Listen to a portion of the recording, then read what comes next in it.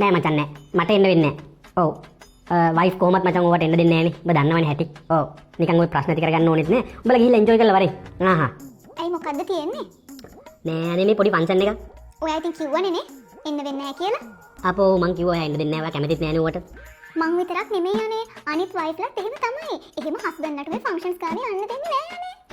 නෑ බබා උන් කොළඹ පොස් සෙට් එකනේ උන් මාරම අන්ඩර්ස්ටෑන්ඩින් එකක් තියෙන්නේ ඒ විතරක් නෙවෙයි උන් මාර අප්ඩේට් නේ ඔය කොළඹ ඔක්කොම පොස් සෙට් එක එහෙමනේ මාර නිදහසක් දීලා තියෙන්නේ වයිෆ් හස්බන්ඩ්ටයි හස්බන්ඩ් වයිෆ්ටයි මාරම නිදහසක් දීලා තියෙන්නේ උන් අර පොස්නේ බබා අන්න ඒකයි මේ මං කියන්නම් ඔයා ඔය ෆන්ක්ෂන් එකට මොකද කරලා යන්න දැම්ම කෝල් කරලා කියනවා එනවා කියලා කමක් නැද්ද ඔයා යන්න ඔයා ගිහිල්ලා එයාලා මොනවද කරන්නේ ඒක වැඩිපුර කරන්න හොඳද එයාලා නැටුවොත් ඔයා උඩට නටන්න එහෙම මේ මොකද අපි පොෂ් නැතුවද එහෙම සතන් වෙන්න බෑ කාටවත් අන්න ඒක තමයි බබා මට මේ ළඟකදී නම් තේරුණා දැන් ඔයත් පොස් වීගෙන එන්නේ කියලා ඔයාගේ දැන් මූණ හිම පොඩි අර පොස් පාටක් තියෙනවා අර නුවර ගතියක් නැහැ දැන් කොළඹ පොස් ලයින් එකේ එන්නේ හරි තව අවුරුද්දක් දෙකක් ඉඳලා පොසේ පොස් වෙනවා ඔව් ඇත්තමයි